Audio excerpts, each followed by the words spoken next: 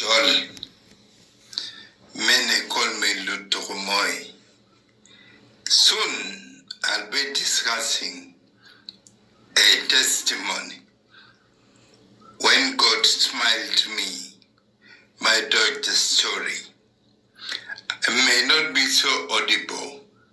I developed a neurological problem during the torture of 2011 in Walk to Work. I'll talk about it in my statement, in my story. You may forgive me if I'm not so audible because I'm learning to speak. After surgery, I got problems of walking and talking, but fortunately, I can speak and you hear me. Soon, I'll be testifying on how God smiled to me about my education as an orphan, my struggles to help the needy, struggles and arrest as activists, UID or Uganda Young Democrats, being elected as a national spokesman, DP, Democratic Party in Uganda, tortured by militias in the Walk to Work protest, a reason why I'm not so audible, and I'm a little crippled, I'm disabled. Joining the NRM, I know I joined. I remember when I joined, many people thought I went for money. No way. I went to save my life. I'll talk about it.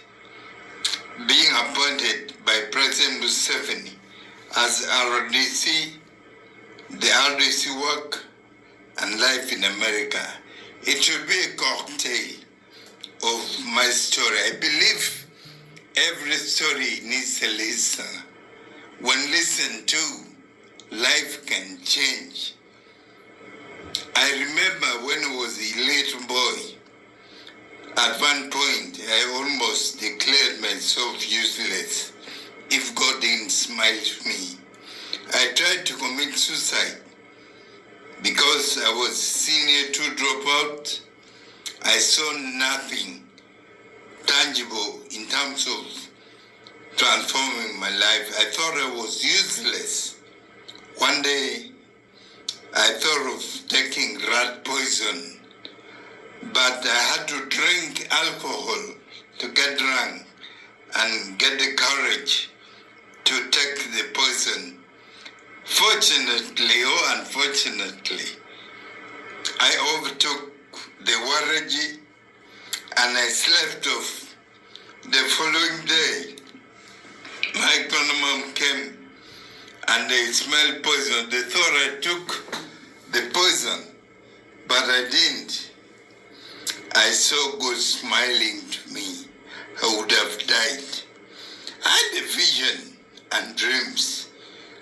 To me, I know without vision, without dreams, there's no vision. Without God, there's no dream. And without dream, there's no purpose to live. I had a dream. I knew it's better to think big, start small, and act now. I developed a philosophy of never letting what you cannot do stop you from doing what you can. I was an orphan, but I had to look for ways of educating myself. That is when I saw God's hand. Friends, in Psalm 23, I shall not want. The Lord prepares my table in the presence of my enemies. My enemy was being orphan, fatherless, motherless, but that did not stop me from looking for peace and being what I am today. Friends, I stopped thinking, but I didn't have a father I didn't have a mother to pay me to school, but I said, no, I should not let what I cannot do stop me from doing what I can. I did all the odd jobs to be educated. Friends, in Sir Samuel Becker School, I remember in senior 1, I went to the stand-up. I didn't have shoes. I laid bricks to pay me in the first year, senior 1. I sold the bricks to the husband of the Honorable Betolo Chan, Mr. Chan himself. He bought the bricks and I was able to raise money to go to Sir Samuel Becker School. That was in 1993. I was only 12 years. Unfortunately, in Becker, fortunately, the school used to give us some money. Give us money because we would be given land and dig. I dug my way to university because at the school, you dig a garden of potatoes and the school buy from you. That's how you get your school fees. We had about 10 guys who would go and dig each one's garden. And in that case, you were able to dig 3-4 acres. And that will bring us some good returns. Friends, in senior 2, I had a lot of problems at home. I had to send my money back home and I could not pay a lot of, the school fees. I would help my mother who was ailing at home. Unfortunately, she died in 1994. Friends, when I came back home, that's when I almost declared myself useless. I was a drunkard, a vagabond. Imagine at about 13, I was already drinking and feeling useless. So one day, I had a campaign of Norbert Mao. I stumbled upon it. It was in Agwe. We went to shout on him. But when he realized we were drunk, he told us to stop drinking and told us his story. That's why I said every story needs a listener. When listened to, life can change. Norbert told us how he studied from a village school, ended up in Namliango, became head prefect. He went to Makerere University. He became guild president, and he intends to go to parliament and later become president. I told my fellow drunkards, I want to be like Mao. They laughed at me. That night, that day, we fought. I don't know who won the fight.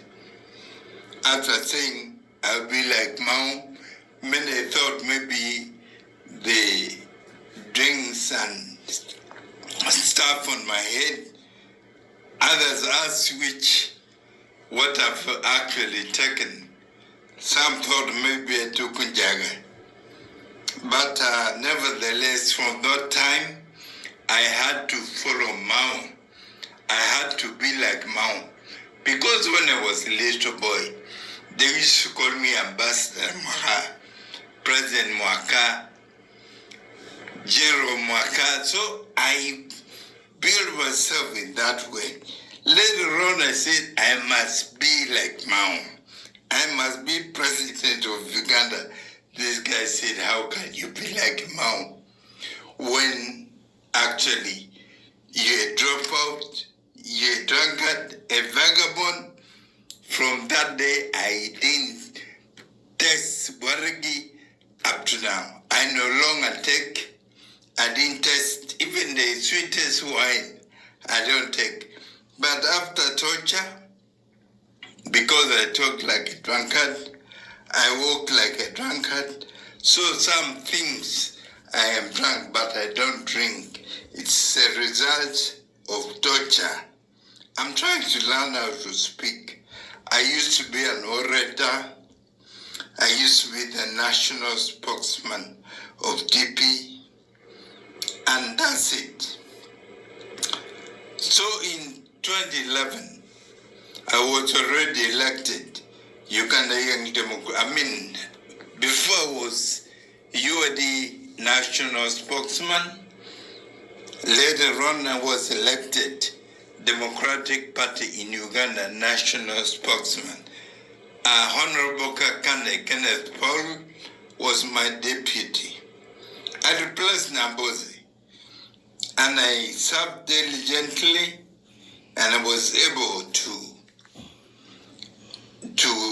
organize work to work with other opposition in 2011. Unfortunately, I was tortured. I broke my hands. I broke my back. I had this prolapse and it affected my spines. I thought, since DP did not do nothing, I should join the government, because if you can't defeat them, join them.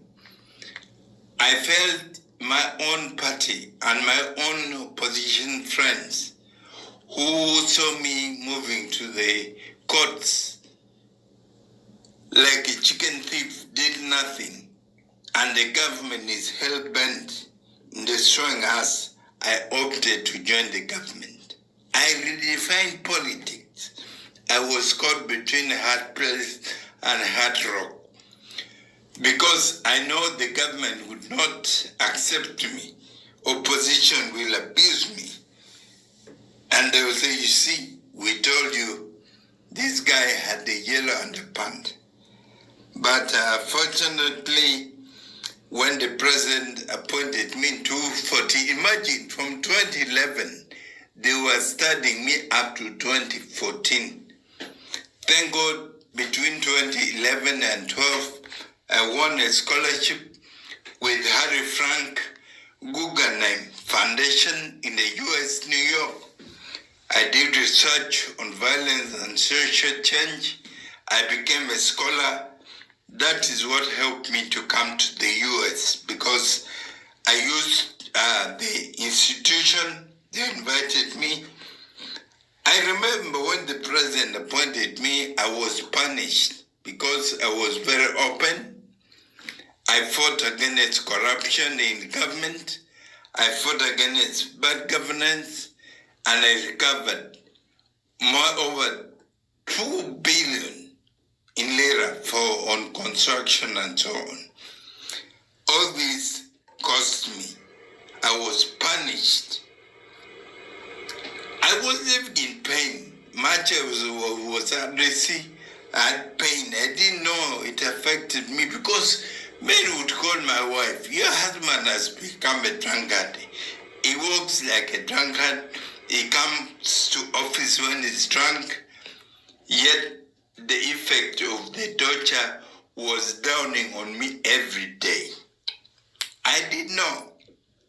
When I was punished for fighting against corruption, they wrote reports to the president that this man is opposition, simply because I wanted to help government fight corruption.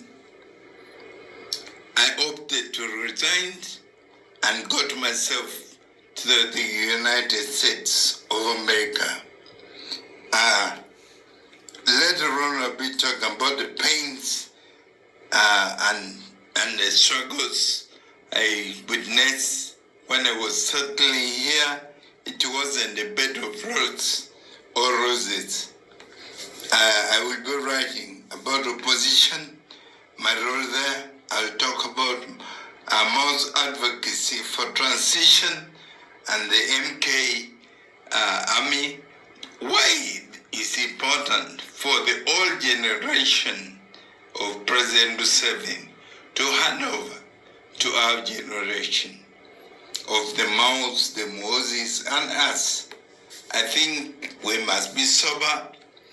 We must not be taken by opposition that keep on doing the same thing and expecting a different result. You cannot change government by going for election every year for the past 40 years, simply because you want money, you want to eat, and at the end, many are arrested, incarcerated, and sincerely, we need to open our eyes as Ugandans, unite, bring peace, and see that we bring transition and national reconciliation program so that we live amicably in Uganda. Some of us are in exile. We're out here. Many Ugandans are in exile. Some of us decided to come and give our knowledge out here because you cannot sell knowledge back home. You get into drones because you talk a lot on things that matter. Friends, I call upon you to subscribe to my YouTube channel, follow me on Twitter, TikTok, and so on. All this will be covered in those forums. I thank you so much, and please forgive my speech. Soon I'll be better than yesterday. Thank you so much. God bless you. Mara Manuel.